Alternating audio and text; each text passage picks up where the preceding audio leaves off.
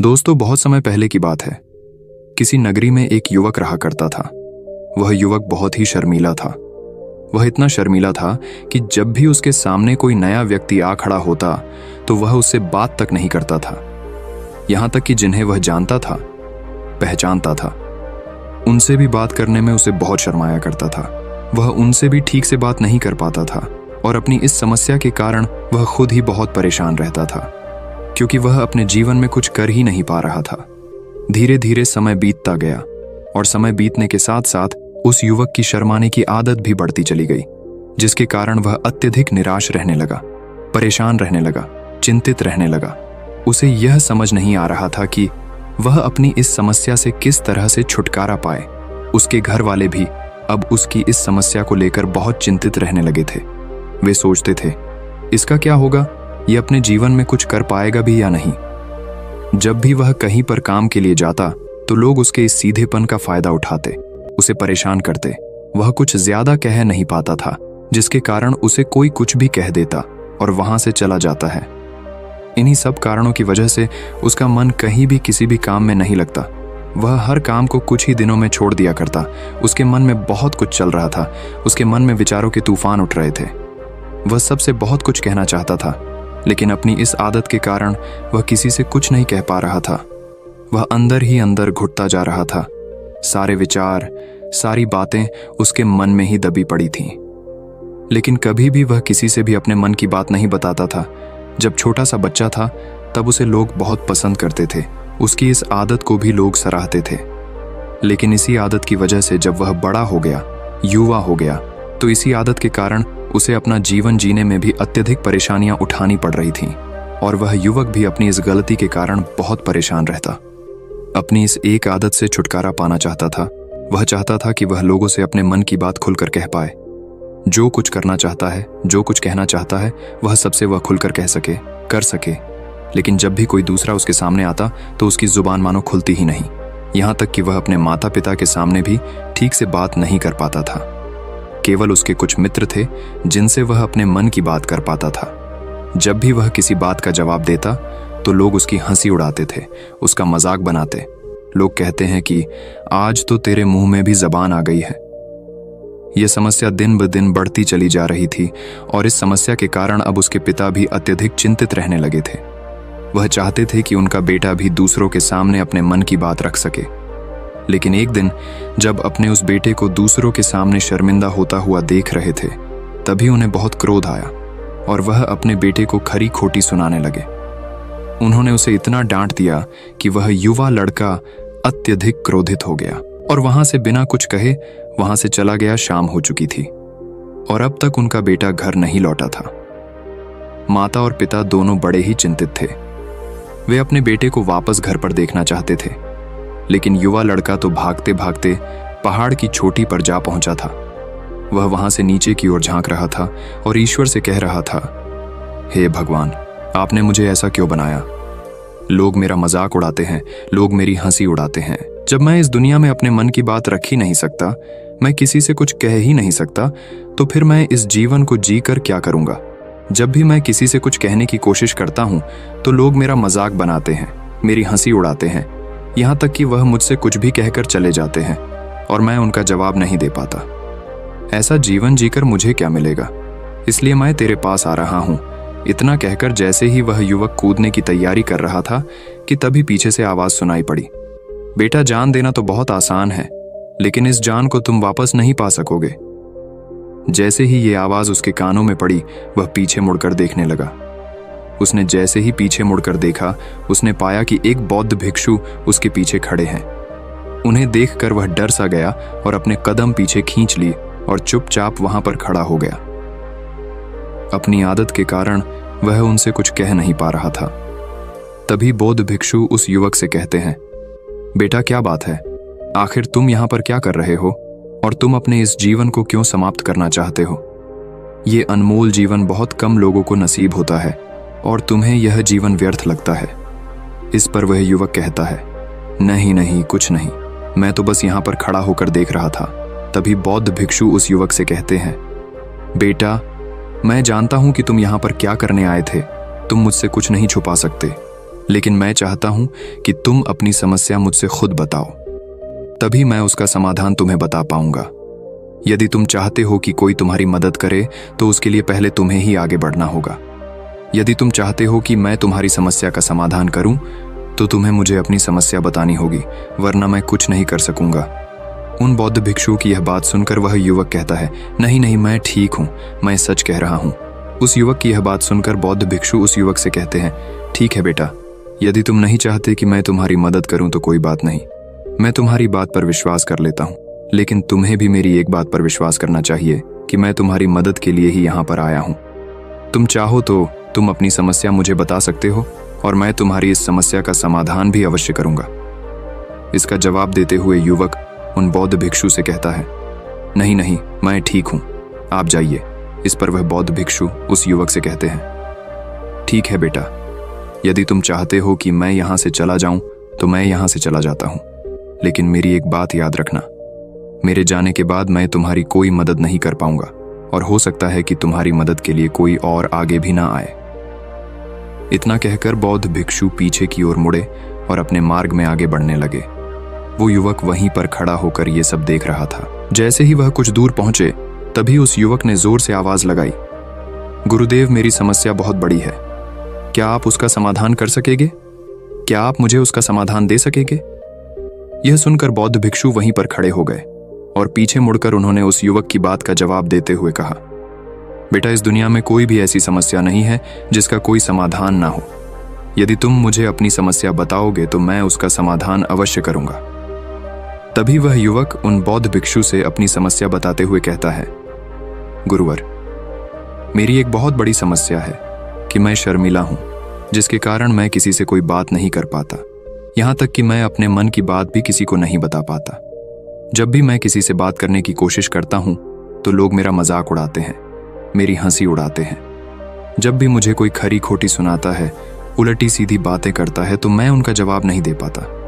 मैं लोगों की तरह चालाक बनना चाहता हूं, लोगों की तरह बातों का जवाब देना चाहता हूं, अपने मन की बात करना चाहता हूं। मैं इस दुनिया के साथ कदम से कदम मिलाकर आगे बढ़ना चाहता हूं। क्या इसका कोई समाधान है? उन बौद्ध भिक्षु ने उस युवक की सारी बातें ध्यानपूर्वक सुनी और फिर जवाब देते हुए कहते हैं, बेटा, जरूरत से ज्यादा शर्मीला होना, इसका अर्थ यह है कि तुम्हारे अंदर कोई डर है जिसे तुम पहचान नहीं पा रहे हो, जिसका कारण उसका समाधान करने में भी असमर्थ है। शर्म करना अलग बात है और डरना अलग। जब हमारे भीतर डर होता है तब हम कहीं भी किसी से भी कोई भी बात नहीं कर सकते। हमें चारों तरफ केवल डर ही नजर आता है और हम हर जगह से डरते ही रहते हैं। लेकिन इसे शर्माना नहीं कहते। शर्म तो बस एक हद तक तुम्हें चुप रख सकता है। फिर वह बौद्ध भिक्षु उस युवक से कहते हैं, बेटा, तुम सबसे अधिक किससे शर्माते हो? युवक इसका जवाब देते हुए कहता है, गुरुवर, मुझे अपने पिता से बात करने में बहुत शर्म आती है। मैं उनके सामने कुछ बोल ही नहीं पाता। तभी वह बौद्ध भिक्षु उस युवक से कहते हैं, अच्छा, तो ये बताओ, जब तुम अपने पिता से बात कर रहे होते हो या फिर बात करने का प्रयास करते हो तो तुम्हारे मन में कैसे ख्याल आते हैं? युवक इसका जवाब देते हुए कहता है, गुरुवर, जब भी मैं अपने पिता से बात करने का प्रयास करता हूं तो मुझे ऐसा लगता है कि मानो मेरे पिता अभी मुझे डांट देंगे, मुझ पर क्रोध करेंगे, मुझसे नाराज हो जाएंगे और कहीं ना कहीं मुझे यह भी लगता है कि मैं कुछ गलत बात ही करूंगा। यहाँ तक कि मेरे मन में ऐसे भी ख्याल आते हैं कि शायद मेरे पिता मुझसे प्यार ही नहीं करते। परंतु गुरुवर, आप कहते हैं कि शर्म अलग है और डरना अलग बात है, तो क्या कोई ऐसा उपाय है जिससे मुझे डर ही ना हो? क्या कोई ऐसा रास्ता है जिससे मेरे अंदर का ये डर पूरी तरह से समाप्त हो जाए? कृपा करके मुझे इस समस्या का समाधान बताइए। मुझे अपने इस डर से बाहर निकलना है। मुझे लोगों की तरह अपने इस जीवन को खुलकर जीना है। उस युवक की यह सारी बातें सुनकर बौद्ध भिक्षु उस युवक से कहते हैं, जाओ और अपने पिता से कहो कि मुझे कुछ काम करना है और उसके लिए मुझे आपसे कुछ धन चाहिए। यदि तुम उनसे धन मांगने में कामयाब हो गए तो मैं तुम्हें तुम्हारी समस्या का समाधान अवश्य बताऊंगा। वह युवक काफी घबरा गया। उसने उन गुरुवर से कहा, हे गुरुवर, मुझे यह कार्य न दीजिए। मैं उनसे कुछ नहीं कह पाता। उनके सामने तो मेरी बोलती तक बंद हो जाती है। मैं उनसे धन भला कैसे मांगूंगा? ये बात सुनकर बौद्ध भिक्षु उस युवक से कहते हैं, तब तो तुम्हारी समस्या का कोई भी समाधान नहीं है और ना ही तुम कभी भी अपने जीवन को खुलकर जी पाओगे। यह बात सुनकर युवक उन भिक्षुओं से कहता है, गुरुवर्ग, ऐसा ना कहे, कृपा करके मुझे कोई और कार्य बताइए, कोई ऐसा कार्य जिससे मेरे अंदर का डर पूरी तरह से समाप्त हो जाए।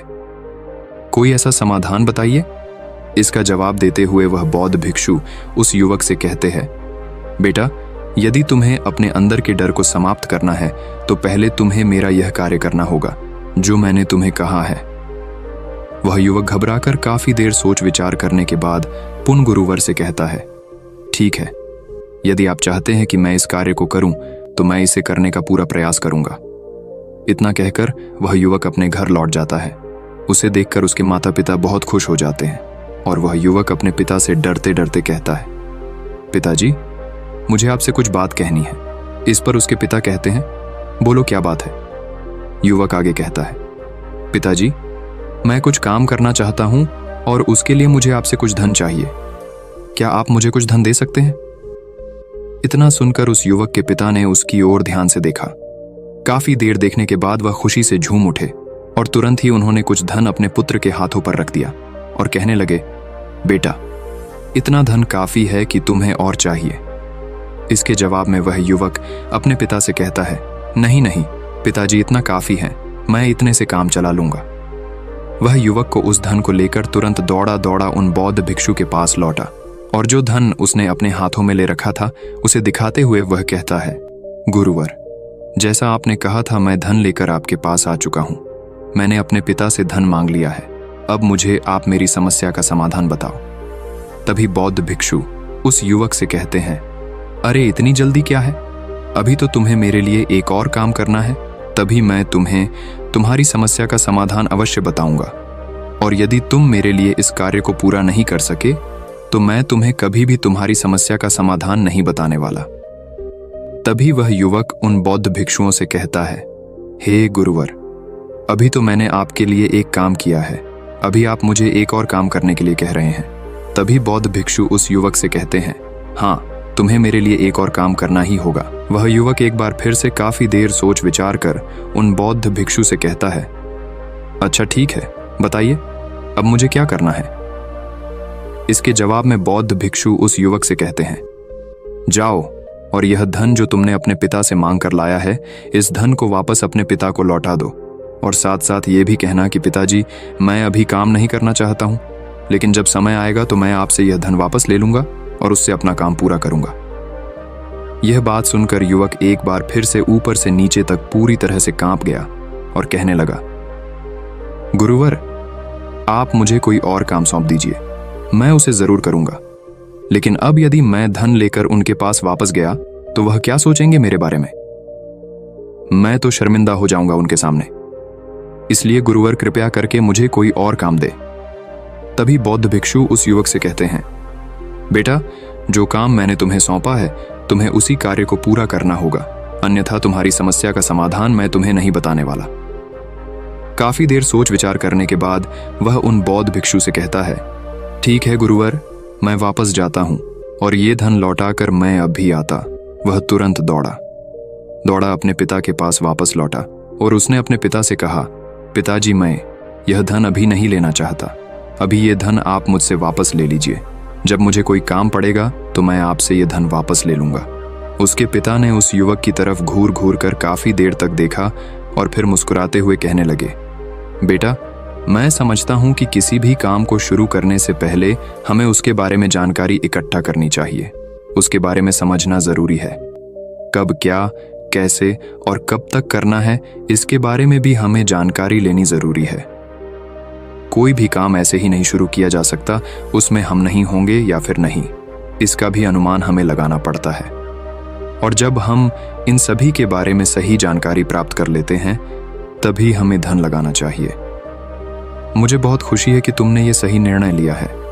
जब तुम्हें यह समझ में आ जाए कि जो कार्य तुम करने जा रहे हो वह तुम्हारे लिए उचित है, तब तुम चाहो तो मैं तुम्हें यह धन वापस लौटा दूंगा। युवक अपने पिता से यह सारी बातें सुनकर मन ही मन बहुत प्रसन्न था। उसने ये तो उम्मीद तक नहीं की थी कि उसके पिता हंसकर उसे इस तरह से सारी बातें समझाएंगे। वह मन ही मन ये सोच ही रहा था कि तभी उसके पिताजी उसके और करीब आए और अपनी उस युवा बेटे को गले से लगा लिया। जैसे ही उसके पिता ने उस युवक को गले से लगाया, उसको बहुत अच्छा महसूस हुआ। उसका आत्मविश्वास, उसका हौसला और बढ़ता गया। उसके बाद युवक वापस पुन गुरुवर के पास लौटा और कहने लगा, गुरुवर, जैसा आपने कहा था मैंने बिल्कुल वैसा ही किया है। मैंने धन अपने पिता को वापस कर दिया है। अब तो कृपया करके मुझे मेरी समस्या का समाधान बता दीजिए। तभी बौद्ध भिक्षु उस युवक की तरफ देखकर मुस्कुराते हैं और इस युवक से कहते हैं, बेटा इतनी जल्दी क्या है, अभी तो तुम्हें मेरे लिए एक और काम करना ही पड़ेगा। वह युवक कहता है, महाराज, आप आखिर मुझसे बार बार इस तरह से काम क्यों करवा रहे हैं? क्या आपके पास मेरी समस्या का कोई समाधान नहीं है? कहीं आप मुझे बेवकूफ तो नहीं बना रहे? जिस तरह से लोग मुझे बेवकूफ बनाते हैं, क्या आप भी मेरे साथ वही तो नहीं कर रहे? आपने कहा जाओ अपने पिता से पैसे मांग कर लाओ, मैंने पैसे मांग कर लाए आपने, फिर कहा जाओ ये पैसे अपने पिता को लौटा कर आओ, मैंने आपके कहे अनुसार बिल्कुल वैसा ही किया। और अब आप कह रहे हैं कि मैं आपके लिए एक और काम करूं? नहीं, ये मुझसे नहीं होगा। तभी बौद्ध भिक्षु उस युवक की तरफ देखकर मुस्कुराते हैं और कहते हैं, बेटा बस ये आखिरी काम है और यह बहुत सरल भी है। तुम जैसे ही इस कार्य को पूरा करोगे, मैं तुम्हें वचन देता हूं कि मैं तुम्हारी समस्या का समाधान तुम्हें अवश्य बताऊंगा। इस पर वह युवक फिर से एक बार सोच विचार करता है और उन बौद्ध भिक्षु से कहता है, ठीक है, लेकिन ये आखिरी काम जो मैं आपके लिए करूंगा, बताइए मुझे क्या करना है। तभी बौद्ध भिक्षु एक मूर्ति निकालकर उस युवक के हाथ में थमा देते हैं। वह मूर्ति देखने में बहुत ही साधारण सी थी, लेकिन वह बौद्ध भिक्षु उस युवक से कहते हैं, बेटा तुम्हें इसे बाजार में ले जाना है, इसे बेचना है और इसके बदले में तुम्हें 100 सोने के सिक्के लेकर आने हैं। जब तुम यह करने में सफल हो जाओगे, तभी मैं तुम्हें तुम्हारी समस्या का समाधान तुम्हें बता पाऊंगा। वह युवक उस मूर्ति को अपने हाथ में लेकर बड़े ही गौर से देखता है और उन बौद्ध भिक्षुओं से कहता है, हे गुरुवर, ये तो बड़ी ही साधारण सी मूर्ति लग रही है, मानो मिट्टी की बनाई गई। इसके लिए भला 100 सोने के सिक्के मुझे कौन देगा? कहीं आपका माथा फिर तो नहीं गया है? इसके 1 या 2 सोने के सिक्के मिल जाए, वही बहुत है, लेकिन इसके लिए 100 सोने के सिक्के कोई नहीं देगा। तभी बौद्ध भिक्षु उस युवक से कहते हैं, बेटा मैंने जो तुम्हें काम सौंपा है, यदि तुम उसे पूरा करोगे तभी तुम्हें तुम्हारी समस्या का समाधान मिल पाएगा, अन्यथा तुम चाहो तो अपने घर लौट सकते हो, फिर से वही अपने पुराने जीवन में जहां लोग तुम्हारा मजाक बनाते हैं, लोग तुम्हें डराते हैं, सताते। मैं तुम्हें यहाँ अपने डर को निकालने में तुम्हारी मदद कर रहा हूँ। तुम मेरे यहाँ काम करके अपने डर को धीरे धीरे भगा पाओगे। मेरे इस काम को पूरा कर दो, तुम्हें सब समझ आ जाएगा।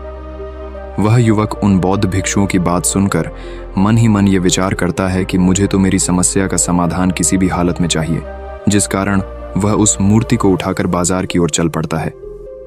बाजार पहुंचकर वो एक जगह चुपचाप उस मूर्ति को लेकर खड़ा हो जाता है और इंतजार करने लगता है कि कोई आएगा और उसे उस मूर्ति के बारे में पूछेगा, और तब वह उस मूर्ति के लिए 100 सोने के सिक्के की मांग करेगा। देखते ही देखते काफी समय बीत गया, लेकिन अभी तक उसके पास कोई भी व्यक्ति नहीं आया था। उसने आसपास देखा तो लोग चिल्ला चिल्ला कर अपने सामानों को बेच रहे थे, जोर जोर से आवाज लगा रहे थे। उसने भी सोचा, यदि मुझे अपनी इस मूर्ति को बेचना है तो मुझे भी जोर जोर से आवाज लगानी होगी। उस युवक ने चिल्लाना शुरू किया, लेकिन वह इतनी जोर से नहीं चिल्ला रहा था, उसकी आवाज उसे खुद तक सुनाई नहीं पड़ रही थी। तो भला उसकी आवाज को दूसरे कैसे सुनते, जिस कारण उसे कोई भी व्यक्ति खरीदने के लिए तैयार नहीं था। धीरे धीरे शाम का समय हो चुका था और उस व्यक्ति को यह डर था कि कहीं वह बौद्ध भिक्षु वहां से कहीं चला ना जाए, अन्यथा उसे उसकी समस्या का समाधान कौन देगा। ये सोचकर उसने जोर जोर से आवाज लगानी शुरू की कि 100 सोने के सिक्के में यह मूर्ति ले लो। उसकी आवाज सुनकर लोग उसके पास आने लगे और उससे यह सवाल करने लगे, इस मूर्ति में ऐसा क्या है जो तुम इसके लिए 100 सोने के सिक्कों की मांग रहे हो? इसके अंदर ऐसा कुछ तो खास होगा ही। युवक काफी देर सोच विचार कर उस युवक से कहता है, नहीं नहीं, मुझे कुछ नहीं पता, मैं तो बस ये मूर्ति यहां पर बेचने आया हूं। तभी उसमें से एक युवक उस युवक से कहता है, अगर ऐसी बात है तो इस मूर्ति को कोई नहीं खरीदने वाला। आखिर इस मूर्ति में ऐसा क्या खास है जिसके लिए तुम सोने के सिक्के की मांग कर रहे हो? ये तो तुम्हें बताना ही पड़ेगा। धीरे धीरे कई लोग उसके पास आए और सभी ने बस एक ही सवाल किया, आखिर इस मूर्ति में ऐसा क्या खास है, ऐसी क्या बात है जिसके लिए तुम सोने के सिक्के की मांग कर रहे? उस युवक ने उससे बातचीत की, उन्हें समझाने की कोशिश की, कई प्रयत्न किए, लेकिन कोई भी उस मूर्ति को सोने के सिक्के देकर खरीदने के लिए तैयार नहीं था। वह निराश हो गया, उसे कुछ समझ नहीं आ रहा था कि वह क्या करे। तभी बाजार में उसने देखा कि कुछ लोग अपने सामानों की खासियत बता रहे हैं, उसे बेचने के लिए उसकी खास खास बातों के बारे में लोगों को समझा रहे हैं। ये देखकर उसने भी सोचा कि मुझे भी इस मूर्ति की कुछ खासियत लोगों को बतानी है। उसने फिर एक बार जोर जोर से आवाज लगानी शुरू की, समस्या का समाधान निकालने वाली मेरी गुरु की इकलौती मूर्ति, जो इस दुनिया में केवल एक ही है। जिसके पास भी यह मूर्ति होगी उसके घर में कोई समस्या नहीं होगी। यह मूर्ति उस समस्या का समाधान तुम्हें अवश्य बताएगी। ये सुनकर लोग उसके पास पहुंचने लगे और उसे ये सवाल करने लगे, क्या सच में ये मूर्ति जिसके पास होगी उसके पास कोई समस्या नहीं होगी? क्या सच में ये सभी समस्याओं का समाधान करती है? उसका जवाब देते हुए युवक कहता है, हाँ, सभी समस्याओं का समाधान कर देती है। यदि आप इस मूर्ति को ले जाते हैं, आपके घर में कोई भी समस्या होगी तो उसका समाधान यह आपको अवश्य बताएगी। चाहे कोई भी समस्या हो, कैसी भी समस्या हो, कैसी भी परिस्थिति हो, आपको इसका समाधान अवश्य मिलेगा। इतना सुनने के बाद अब वही एक मूर्ति सबको चाहिए थी, उस मूर्ति के दाम लगाने लगे। कोई उसे 200 सोने के सिक्के, तो कोई 400, कोई 6, 7, तो कोई 1000 सोने के सिक्के देने के लिए तैयार था। उस मूर्ति की कीमत लगातार बढ़ती जा रही थी।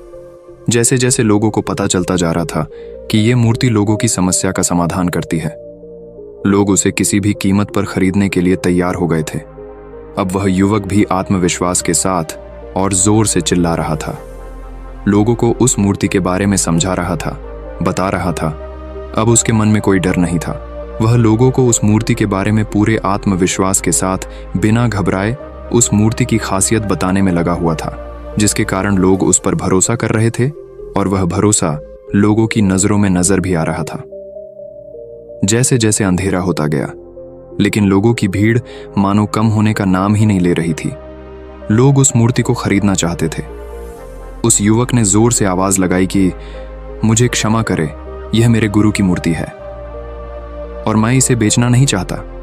इतना कहकर वह युवक उस मूर्ति को लेकर वापस खाली हाथ लौट आया और उन गुरुवर के पास पहुंचा और उन गुरुवार से कहने लगा, हे गुरुदेव, आपका बहुत बहुत धन्यवाद। इस मूर्ति ने मेरी समस्या का समाधान कर दिया। मुझे समझ में आ गया कि मेरी क्या समस्या थी। हालांकि मैं इसे बेचकर सोने के सिक्के तो आपके लिए नहीं ला पाया, लेकिन मुझे मेरी समस्या का समाधान अवश्य मिल गया। आपका बहुत बहुत धन्यवाद। इस बात को सुनकर बौद्ध भिक्षु उस युवक से कहते हैं, बेटा, मैंने तुम्हारी समस्या का समाधान नहीं किया है, तुमने तो खुद ही अपनी समस्या का समाधान किया। अपनी समस्या तुमने खुद ही सुलझा ली है। तुम्हारे मन में हजारों सवाल थे, मैं ये करूंगा तो लोग मेरे बारे में क्या सोचेंगे, यदि मैं अपना मुंह खोलूंगा तो लोग मेरे पर हंसेंगे, यदि मैंने मुंह खोला तो मैं कुछ गलत ही करूंगा। ऐसे कई सारे विचार तुम्हारे मन में थे, ऐसे कई सारे डर तुमने अपने मन में पाल रखे थे। लेकिन जब इस मूर्ति के बेचने के दौरान तुमने उन हजारों लोगों का सामना किया, उनके सामने खुलकर अपनी बात रखी, उनके सामने खुलकर वह कहा जो तुम्हें कहना था, तो तुम्हारे मन का डर खुद खुद समाप्त हो गया। जिसे तुम शर्मा ना कहते थे, वो अपने आप ही तुम्हारे भीतर से कहीं गायब हो गया। युवक अपने गुरु की यह बात सुनकर अपने गुरुवार से कहता है, गुरुवर, आप सही कहते हैं। आपने आज मेरे मन में वो विश्वास जगा दिया है जिसे मैं अब अपने जीवन में कुछ भी हासिल कर सकता हूं। आपका बहुत बहुत धन्यवाद।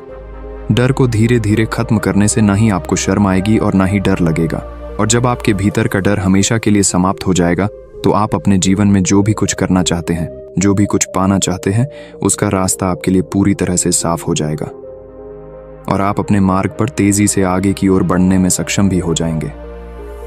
इसलिए लोग क्या कहते हैं, क्या कहेंगे, ये सब छोड़ दीजिए और खुद पर विश्वास कीजिए, क्योंकि आप ही हैं जो अपने इस डर का सामना कर सकते हैं। दोस्तों, सच्ची श्रद्धा से कमेंट में नमो बुद्धाय जरूर लिखिएगा। इस वीडियो को लाइक करें तथा अपने दोस्तों के साथ शेयर करें और हमें सब्सक्राइब करना ना भूलें। और हाँ, इस वीडियो से कोई भी सवाल है तो आप कमेंट में पूछ सकते हैं। अगर कोई नहीं है तो आप कमेंट में नमो बुद्धाय लिखना ना भूलें, क्योंकि आपकी कमेंट से हमें वीडियो बनाने का मोटिवेशन मिलता है। धन्यवाद।